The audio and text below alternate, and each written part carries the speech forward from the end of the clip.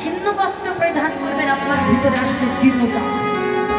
এই জন্য তিনি জানিয়ে দিলেন ভজন পথে চলে যেতে গেলে একটা বৈষ্ণবীর কেমন ভাব। বৈষ্ণব হওয়াটা মুখের কথা নয়। ললাটে তিলক দিলাম, হাতে জপের মালা দিলাম, গেরুয়া বসন করলাম, কপিন ধারণ করলাম, মাথায় শিক্ষা রাখলাম, বৈষ্ণব হলাম। বৈষ্ণব হওয়াটা অনেক কঠিন ব্যাপার। আমি তো বৈষ্ণব নই।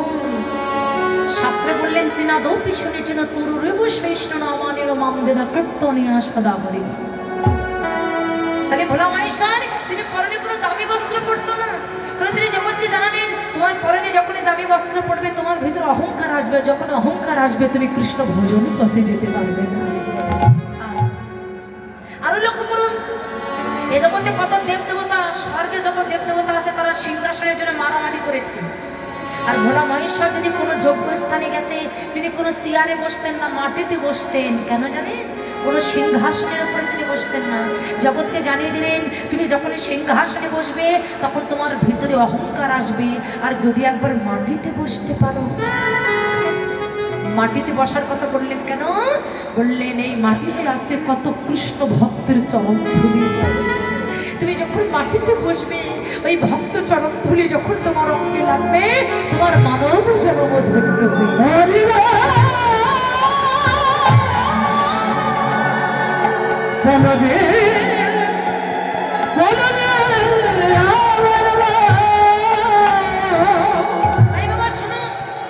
ওই যে কথা বলছিলাম মনে আছে তো? ধর্মরাজ যুধিষ্ঠির যজ্ঞ করছে, সেই যজ্ঞের কৃষ্ণ কি দায়িত্ব নিয়েছে? কি দায়িত্ব নিয়েছে? ভক্তের চরণ ধৌত করবে। ঠিক দুর্গা দেবী তার স্বামীকে এসে বলছে স্বামী তুমি এখন এখানে বসে আছো, তুমি কি শোনো নাই কৃষ্ণ সকল ভক্তের চরণ ধৌত করছো, তুমি এখানে কেন বসে আছো, যাবে না যজ্ঞে? মানে যজ্ঞে তো যাবো, কিন্তু যার চরণ পাওয়ার জন্য আমি কোটি কোটি জন্ম ধরে সাধনা করছি আমি তাকে তো আমার চরণ ধৌত করতে দেব না, আমার চরণে তাকে হাত দিতে দেব না। তাই কৃষ্ণ যেন বুঝতে না পারে তার জন্য ভোলা মহেশ্বর বলছে যজ্ঞে তো আমায় যেতে হবে, কিন্তু কেমন করে যাব? তাই ভোলা মহেশ্বর বাবা যজ্ঞে যাবে বলে একটা কুকুরের রূপ ধরেছে। কিসের রূপ ধরল? কুকুর। কুকুরের রূপ ধরে যখন যজ্ঞে যাচ্ছে কেউ চিনতে পারবে না, কিন্তু বাবা সবার চোখে ফাঁকি দেওয়া যাবে। যিনি বিশ্ব স্রষ্টার মালিক, যিনি আমার পিতা, বিশ্বপিতা, যিনি আপনার আমার হিসাবের খাতা নিয়ে বসে আছে, তার চোখে কি কিছু ফাঁকি দেওয়া যায় গো? এখন ভোলা মহেশ্বরের মা ওই কুকুরের রূপ ধারণ করে যখন যজ্ঞে যাচ্ছে আর কৃষ্ণ ভক্তের চরণ ধৌত করছে, কিন্তু আপনি যদি কারো চরণ ধৌত করতে যান আপনাকে নিচু হতে হবে। নিচু না হলে কি চরণ ধোয়া যায়? এখন কৃষ্ণ যখন নিচু হয়ে ভক্তের চরণ ধৌত করছে, এদিকে ভগবান শ্রীকৃষ্ণ পথে নয়ন দিয়ে বসে আছে। যে জগতে সকল ভক্ত আমার চরণ ধুলি অঙ্গে মাখে, কিন্তু আমি ভগবান হয়ে কোনোদিন ভক্ত চরণ ধুলি অঙ্গে মাখতে পারলাম না। আমার মনে বড় বাসনা আমি একটু ভক্তির চরণ ধুলি অঙ্গে মাখব। হরি বল কোনটা করা? এবার লক্ষ্য করুন, এই জায়গাটা মন দিয়ে শুনবেন। কৃষ্ণ চরণ ধৌত করছে নিচু হয়ে, আর ওই যে নিচু হতে গেলে নিচু হয়ে চরণ ধরে দেখবেন এই দুই উরুর একটা ফাঁক হয়ে যায়। আর ঠিক সেই সময় ভোলা মহেশ্বর কুকুরের রূপ ধারণ করে ওই যে কৃষ্ণ উরুর দুই ফাঁক হয়েছে, ওই ফাঁকের ভিতরে ভোলা মহেশ্বর তার মাথাটা ঢুকিয়ে দিয়েছে। আর বাবা ওই ফাঁকের ভিতরে ভোলা মহেশ্বর যেই না মাথাটা ঢুকিয়ে দিয়েছে ভগবানও বুঝতে পেরেছে, ভগবান তার দুই উরু দিয়ে ভোলা মহেশ্বরের মাথাটা চেপে ধরেছে। আর যেই না চেপে ধরেছে ভোলা মহেশ্বর চিৎকার করে বলছে কৃষ্ণ ছেড়ে দে, কৃষ্ণ ছেড়ে দে, কৃষ্ণ ছেড়ে দে। ভগবান শ্রীকৃষ্ণ ভোলা মহেশ্বরকে ডেকে বলছে ভোলা আমি তো ছাড়ার জন্য তোমাকে ধরে, বলে আমি তো ছাড়ার জন্য তোমাকে ধরিনি। ভোলা তোমার দুটি চরণে সেবা করে আমার মনে স্বাদ মিটবে না বলে তুমি চারটে চরণ এনেছো। তবে শোনো ভোলা, এই জগতে কত ভক্তকে আমি নদীর জল দিয়ে চরণ ধোয়াইছি, যমুনার জল দিয়ে চরণ ধোয়াইছি, কিন্তু তোমার চরণ নদীর জল যমুনার জল নয়, দেখুন ভগবান কি বলছে, যমুনার জন্য তোমার মতো বৈষ্ণব, তুমি যে পরম বৈষ্ণব, তোমার মতো বৈষ্ণবের চরণ আমি কি দিয়ে ধোয়াবো জানো? আমার নয়ন জলে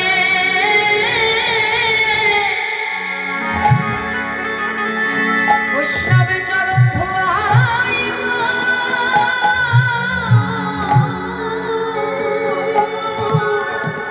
ওগো ভোলা গো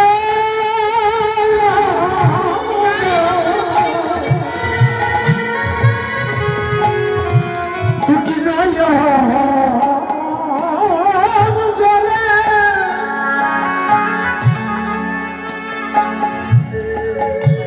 চরণ ধোয়াইব,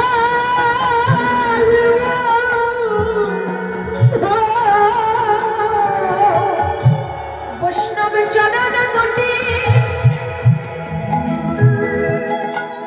চরণ দুটি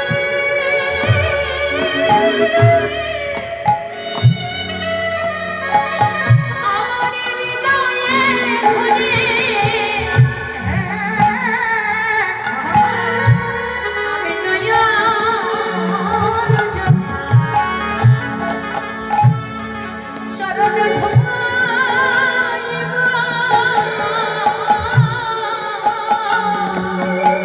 ওরে বৈষ্ণব চরণ হরি হরি বল।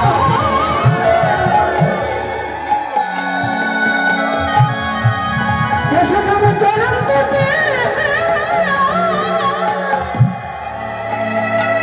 আমার হৃদয়ে ধরে, দুটি নয়ন জলে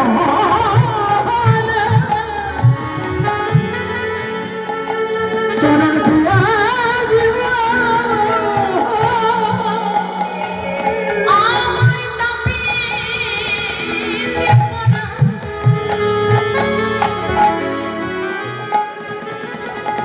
শীতল করিব আমার নয়ন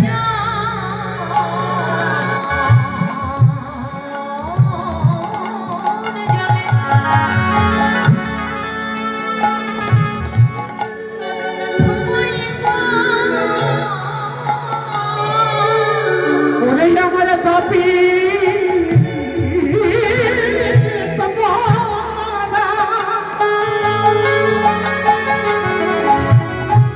তাপিত চরণ শীতল করিব,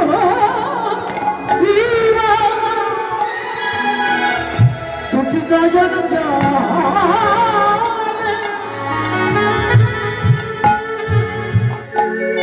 চরণ ধোয়াইব,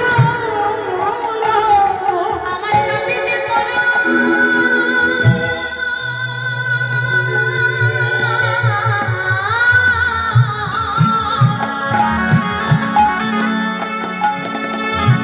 শীতল করিব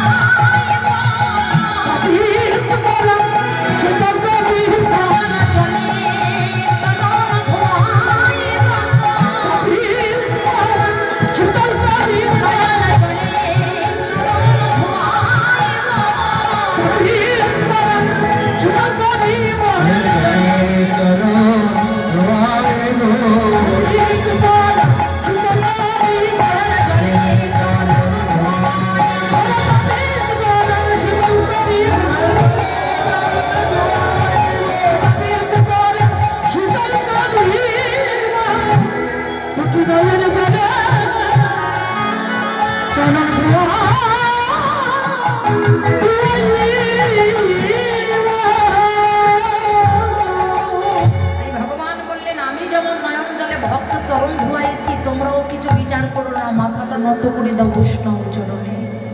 বৈষ্ণব দেখিয়া যাবা গঙ্গা স্নানে যায়, পতিত পাবনে গঙ্গা তাকে দেখে দূরে সরে যায়। বৈষ্ণব দেখিয়া যাবা না নামাই মুন্ডু, তার মুন্ডু পরে গিয়া নরকে।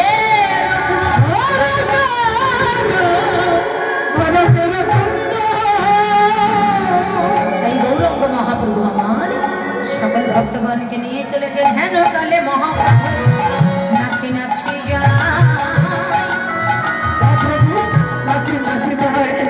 আহা গদাধর মন্দিরে প্রভু এসে যায়, গদাধর মন্দিরে প্রভু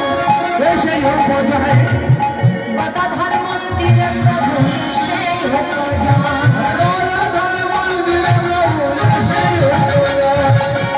হেন কালে মহাপ্রভু নাচি নাচি যায়,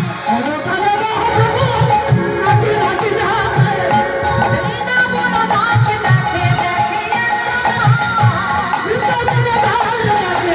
দেখে দেখে বলে এইবার লীলার প্রকাশ,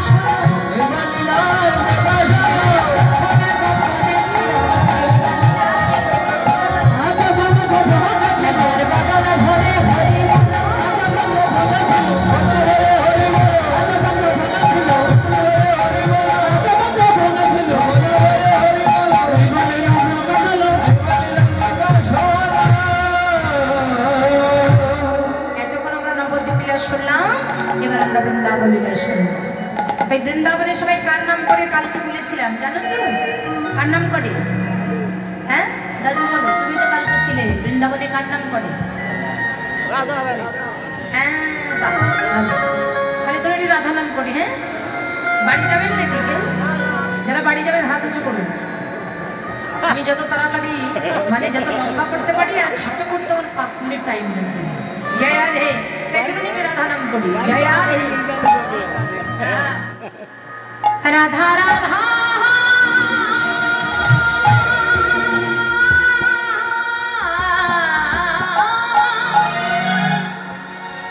আমরা কিন্তু আনন্দ করব, হাসির জায়গায় হাসি আর ভগবানের যখন নামে যখন কাঁদবো কান্না জায়গায় কান্না। ঠিক আছে, ফ্রন্ট একটু বাড়াবো।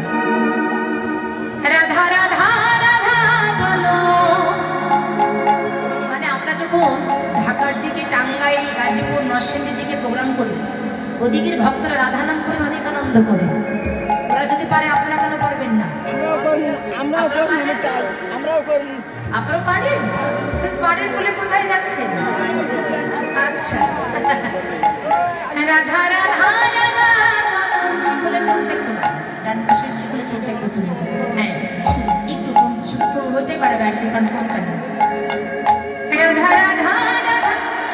তার আগে একটা কথা বলি মা, বৃন্দাবনের ব্রজ মায়েরা কিন্তু মাথায় কাপড় দেয়,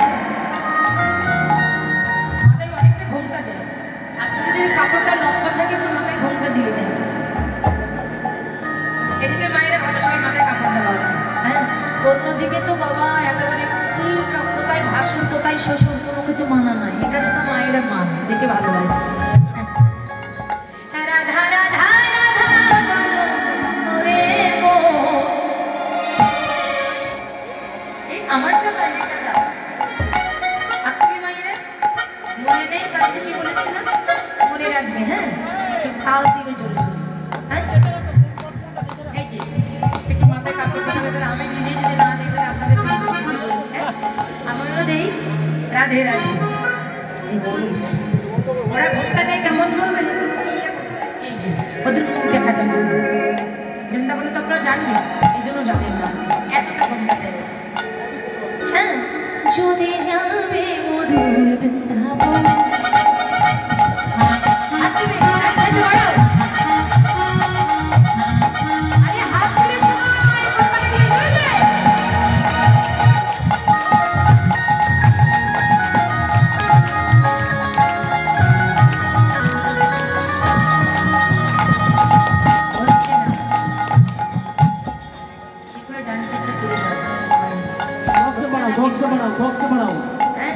একটু জোরে জোরে দেন সবাই। দুপুরে খাওয়া দাওয়া হয়নি?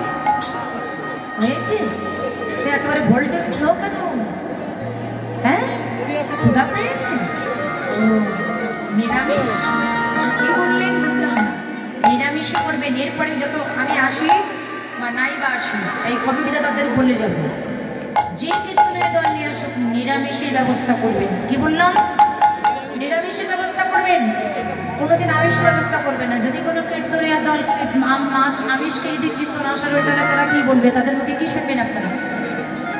তাই কোনোদিন তারা ভুল করবে, আপনারা ভুল করবেন না। এমন অনেক দল আছে, কিন্তু আপনাদের জায়গায় আপনারা সঠিক থাকবেন। নয় যে আপনারা এত টাকা খরচা করে অনুষ্ঠানটা দিচ্ছেন, ও ভরসা ভিড়েলা হয়ে যাবে। হ্যাঁ, রাধে রাধে। কি বললাম? মনে রাখবেন, আগে যা করেছেন সামনে কি করবেন এটা মনে রাখবেন।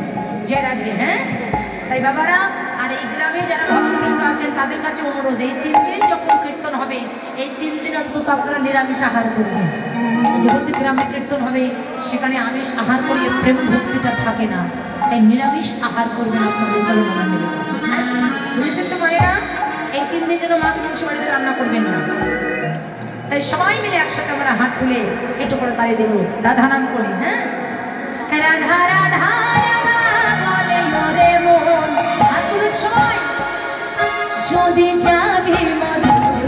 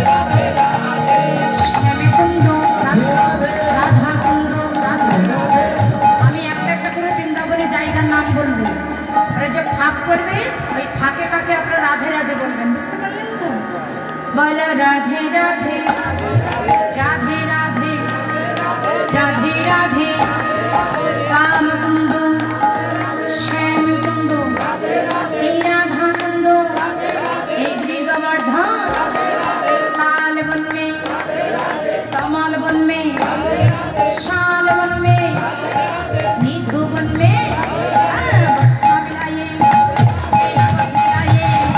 वृंदावन में श्यामकुंड में गृहवर्धन में राधा राधा जदि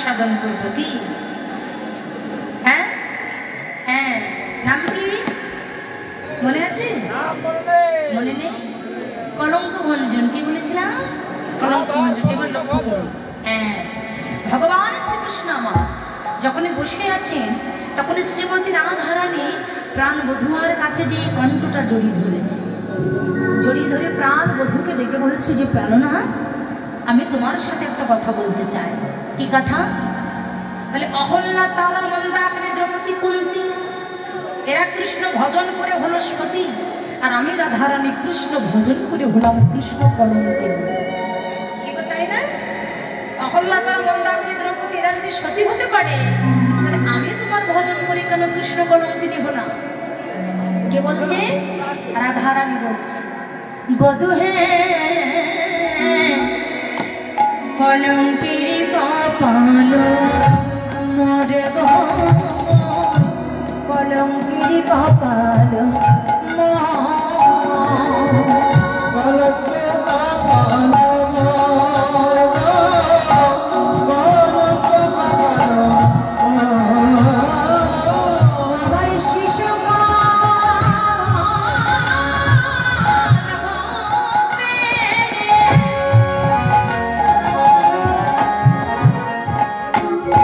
জগা অবধি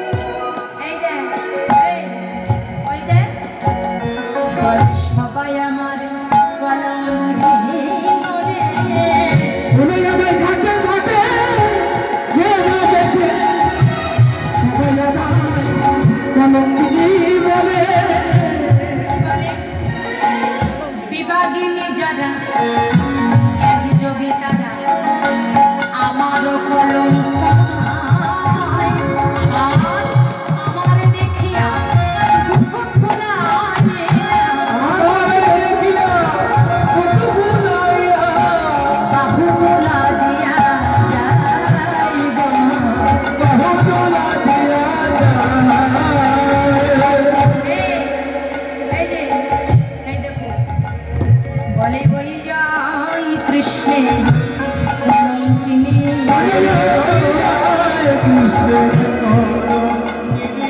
আমি দাঁড়ায় শুনে কি যাই কৃষ্ণের কলঙ্কিনী।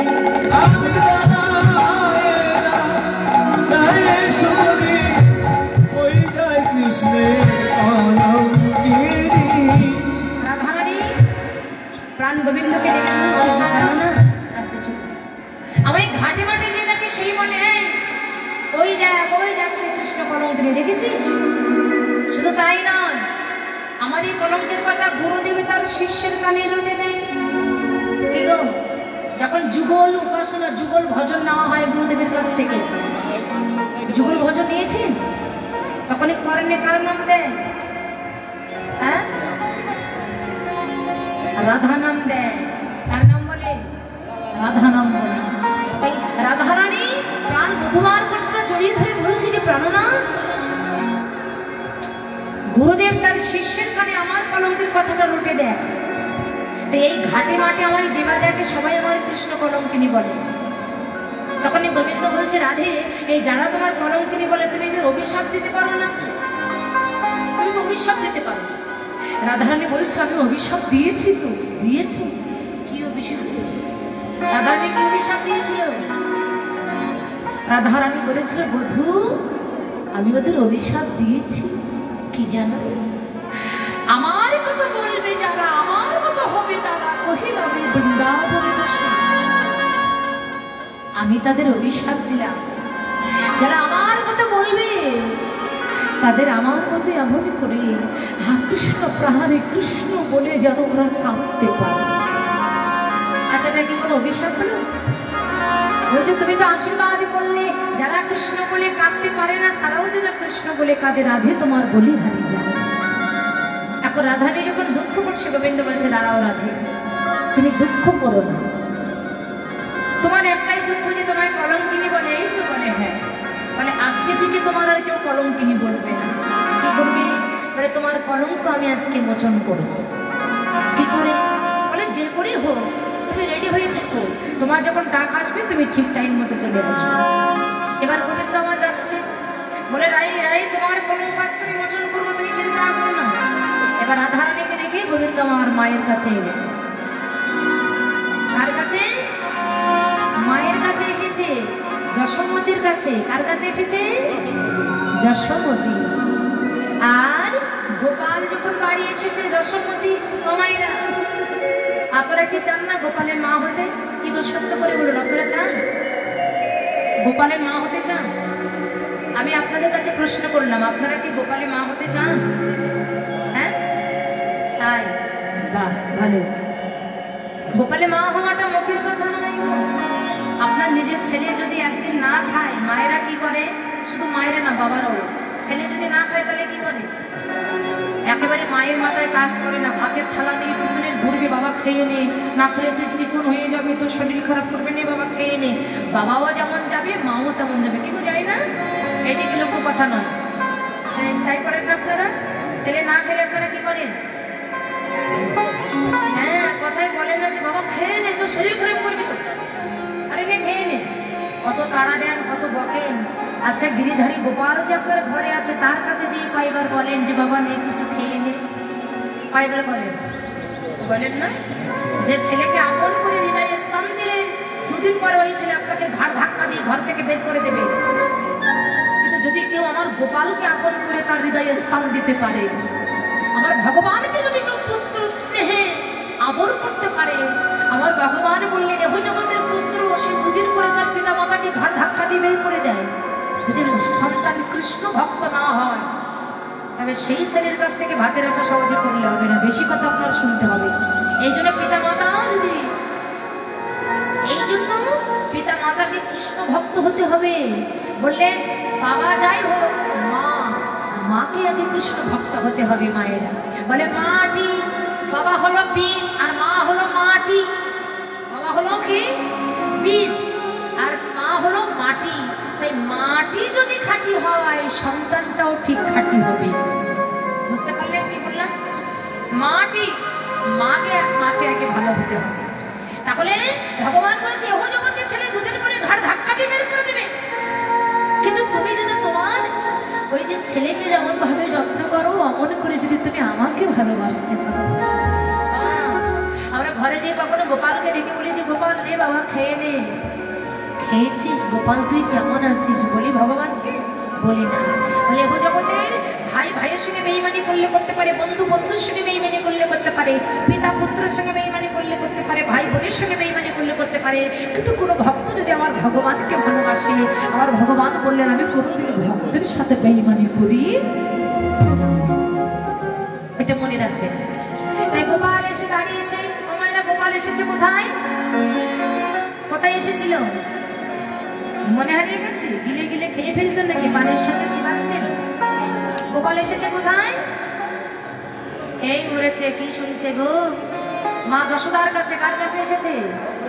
যশোদার কাছে। আপনারা যশোমতী হতে পারেন, এই জগতে সেই যশোমতী। কৃষ্ণের চরণে যার আছে মতি, জগতে সেই হলো যশোমতী। এখন গোপাল যখন এসে দাঁড়িয়েছে, গোপালের মাথায় কিন্তু একটা কথাই ঘুরছে। কি কথা?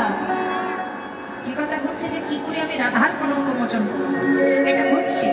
আর ঠিক সেই সময় গোপাল এসে মায়ের সামনে দাঁড়িয়েছে। মা বলছে, এই গোপাল, এই সারাদিন কোথায় ছিলি বাবা? সারাদিন তোকে দেখিনি, কোথায় ছিলি? কোথায়? সেদিন যখন বাবা ভগবান শ্রীকৃষ্ণ মনে মনে চিন্তা করছে যে কি করে আমি এখন আমার রাধার কলঙ্ক মোচন করবো, ভাবছে। ঠিক সেই সময় মা যশোমতী বলছে, গোপাল শোন বাবা। গোপাল নবনী চাইছে। আর ঠিক সেই সময় বলছো, নবনী খাবি বাবা? তাহলে গোপাল কিন্তু খুব নৃত্য কোটি, এসে খুব সুন্দর নৃত্য করে। বলে বাবা তাহলে একটু নৃত্য কর। গোপাল বলছে, এই তো সুযোগ, এই যে মা আমাকে নৃত্য করতে বলছে না, এই নৃত্য করতে করতে আমি মায়ের কোলে ঢলে পড়বো, মা বুঝতে পারবে। হ্যাঁ, মানে আমি এমন ভাবে ঢলে পড়বো যাতে আমার মা দেখলে মনে মনে চিন্তা করে যে আমি মারা গেছি। জিজ্ঞাসা করছেন আমার হাজবেন্ড কোনটা? তাহলে কোনটা জিজ্ঞেস করছেন? ওই যে বসে আছে। চিনিয়ে দিলাম। যারা দে। তাহলে কি বলছিলাম? গোপাল মনে মনে কি ভাবছে? গোপাল মনে মনে কি ভাবছে মায়েরা? শুধু পান চিবালে হবে না, কীর্তন আসরে সেরকম পান খেতে নেই, এটা জানেন? এই যে আপনারা বসে বসে পান চিবাচ্ছেন, অনেকে কীর্তন আসরে বাদাম খায়, পান খায়, তাতে আপনার মহা অপরাধ হবে, অপরাধ হয়ে যাবে। এখানে কীর্তন আসরে বসে এগুলো করা যাবে না। আপনারা যে জায়গাটায় বসেছেন, যেখানে যে জায়গাটা আপনারা বসে আছেন, যে জায়গাটায় বসে আছেন আপনারা, এটা মহারাজা পরীক্ষিতের আসন। আর আমরা যে জায়গাটা দাঁড়িয়ে যাচ্ছি, এটা হচ্ছে ব্যাস আসন। যে জায়গাটা আমরা বসে আছি, এটা হচ্ছে ব্যাস আসন। সুখদেব গোস্বামী ভাগবত বলছিলেন আর শ্রবণ করেছিল কে? মহারাজা পরীক্ষিত। তাহলে এই আসনে বসে যদি বাদাম খান আর পান চিবান, তাহলে কি হবে? অপরাধ হবে। যদি কারোর খাওয়া লাগে বাইরে গিয়ে খেয়ে আসবেন, আসনের মধ্যে বসে নয়, এটা আপনার জানতে হবে, বুঝতে হবে। এখানে বসে নয়, এটা আপনার অপরাধ হয়ে যাবে, বুঝতে পারলেন মায়েরা? দ্বিতীয় দিন আর করবেন না এই কাজগুলো, লক্ষ্য করুন। গোপাল মনে মনে ভাবছে, এই যে মা আমাকে নৃত্য করতে বলছে, আর নৃত্য করতে করতে আমি মায়ের কোলে ঢলে পড়বো। মায়ের কোলে ঢলে পড়বো মানে আমি এমন ভাবে ঢলে পড়বো যাতে মা দেখলে মনে করে যে আমি মরে গেছি। হ্যাঁ, এবার গোপাল নৃত্য করছে। ও মা, তুমি কি বললে জানো? কি বললে? বললে নৃত্য করতে। ঠিক আছে মা, আমি নৃত্য করি, তুমি একটু তাল দাও। মায়েরা তোমাদের কাছে তাল আছে তো? আমি গাছের তালে কথা বলিনি, গাছে যে তাল হয় ওই তাল না, বড় তাল দেবে মাঝে। এবার গোপাল নৃত্য করবার জন্য দাঁড়াচ্ছে। মা বলছে, গোপালের মাথায় কি চলছে? গোপালের মাথায় কি চলছে বলুন তো? হ্যাঁ, না, গোপাল মনে মনে চিন্তা করছে আমি নৃত্য করতে করতে মায়ের কোলে এমন ভাবে পড়ে যাবো যেন মা দেখলে মনে করে আমি মারা গেছি। হ্যাঁ, গোপালের বুদ্ধি তো। এবার নৃত্য করছে। মা বলছে, ও আমার নাচ রে জাদু মনি, আরে ও আমার নাচ রে জাদু মনি, আরে ও নাচ রে জাদু মনি, নাচ রে নীল মনি আমার, নাচ রে কালো মনি, নাচ রে নীল মনি আমার, নাচ রে কালো মনি,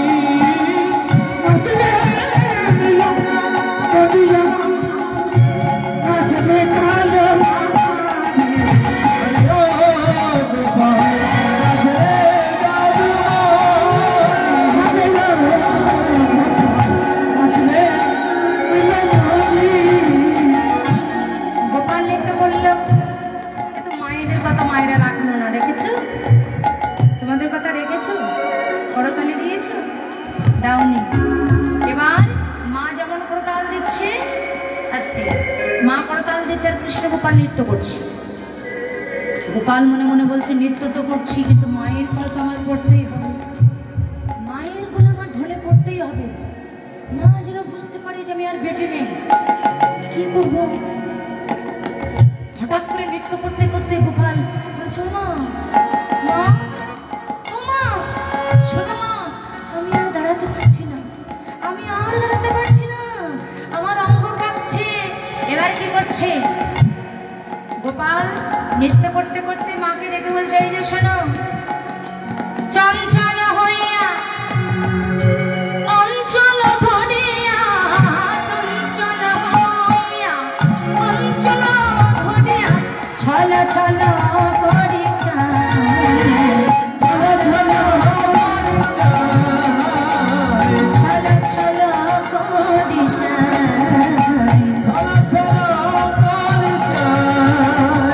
বলে মা গো আমায় ধরো ধরো,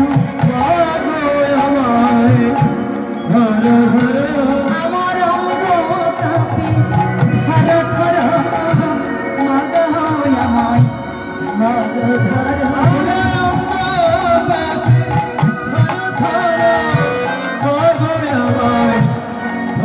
ধরো। কৃষ্ণ গোপাল নৃত্য করতে করতে হঠাৎ করে মাকে ডেকে বলছে মা,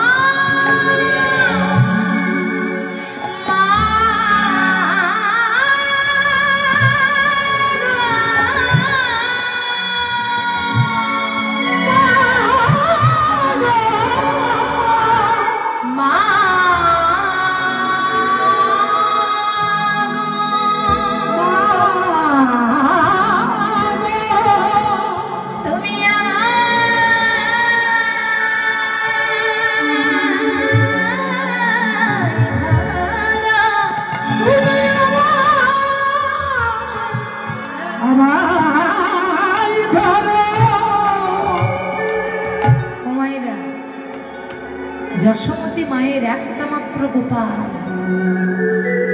আর সেই গোপাল হয়তো ছলনা করছে, কিন্তু মায়ের মন তো মানে না। হঠাৎ করে নৃত্য করতে করতে মায়ের কোলে লুটিয়ে পড়েছে, আর এমন ভাবে লুটিয়ে পড়েছে মা, গোপাল আর কোনো কথা বলছে না, চোখ একেবারে বন্ধ করেছে, গোপালে কোনো সাড়া শব্দ নাই, গোপাল কোনো সাড়া দিচ্ছে না। যে এমন করে যদি কোনো সন্তান এমন করে, তাহলে সেই মায়ের দশাটা কেমন হতে পারে? মা যশোমতী হঠাৎ করে গোপাল গোপাল বলে ডাকছে, কিন্তু গোপাল কোনো সাড়া দিচ্ছে না। আর গোপাল যখন সাড়া দিচ্ছে না, মায়ের এই হৃৎপিঞ্জর, এই পিঞ্জরটা হচ্ছে গোপাল, চোখের মনি হচ্ছে গোপাল। আজকে সেই গোপাল যখন কোনো সাড়া দিচ্ছে না, মা নয়নের জলে কাঁদছে। কি হলো গোপালের? কি হলো? গোপাল কেন সাড়া দিচ্ছে না? মা তো বুঝতে পারছে না যে গোপাল পরীক্ষা করছে, মা তো জানে না যে গোপাল ছলনা করছে। এত ডাকছে এই গোপাল, এই গোপাল, এই গোপাল, সাড়া দে, সাড়া দে, সাড়া দে, গোপাল সাড়া দে, দে গোপাল, গোপাল, গোপাল, গোপাল, গোপাল বলে ডাকছে, কিন্তু গোপাল কোনো সাড়া দেয় না। গোপাল রে,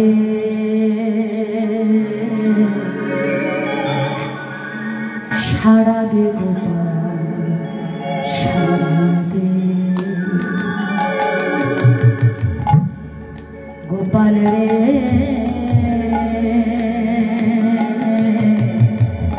সাড়া দে গোপাল, সাড়া দে গোপাল রে,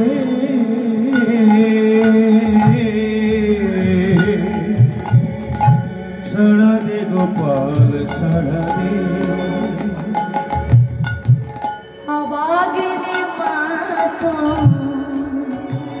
অভাগিনী মাতো, অভাগিনী মাতো,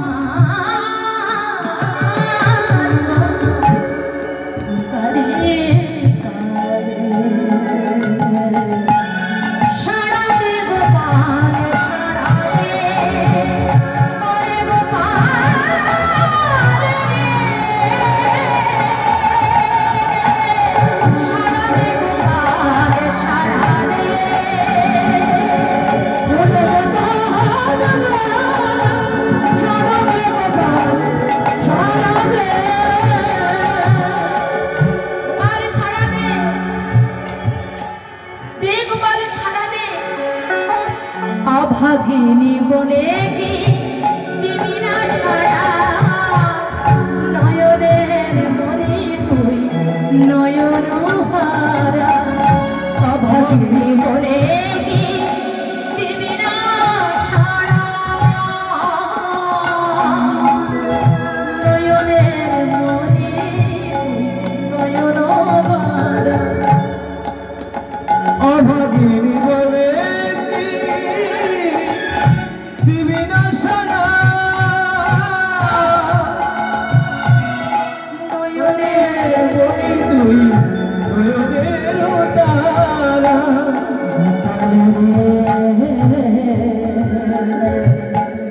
সারা দে গোপাল সারা দে গোপাল রে সারা দে গোপাল সারা দে ওরে গোপাল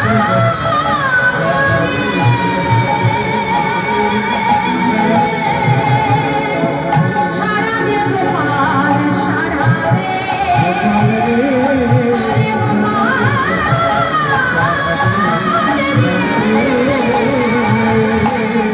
সারা দে গোপাল সারা দে সারা দে গোপাল সারা দে সারা দে গোপাল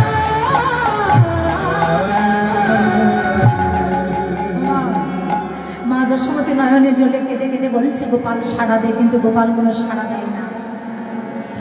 নন্দ মহারাজকে ডেকে বলছে, নন্দ মহারাজ আপনি একবার এসে দেখে যান, গোপাল আর মা বলে না, আমাকে কোনোদিনও মা বলবে না। আপনি তাড়াতাড়ি এসে একবার দেখে যান, দেখে যান। নন্দ এলা দেখে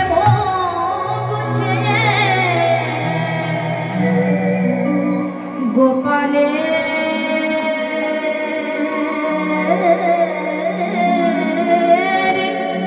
জ্ঞান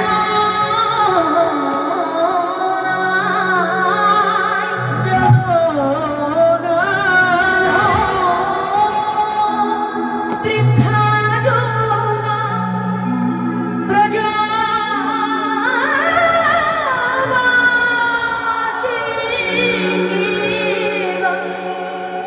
সবাই করে হায়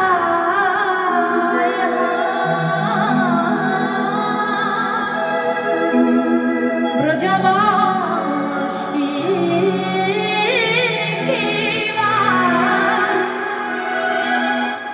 বলবৃদ্ধা যুবা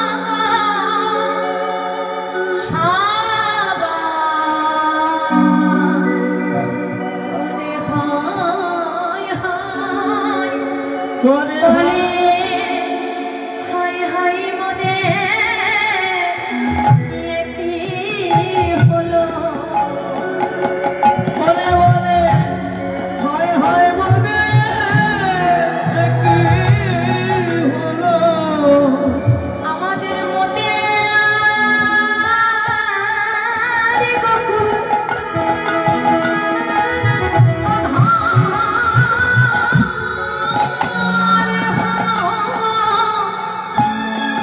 হায় হায় মনে কি হলো, আমাদের মতে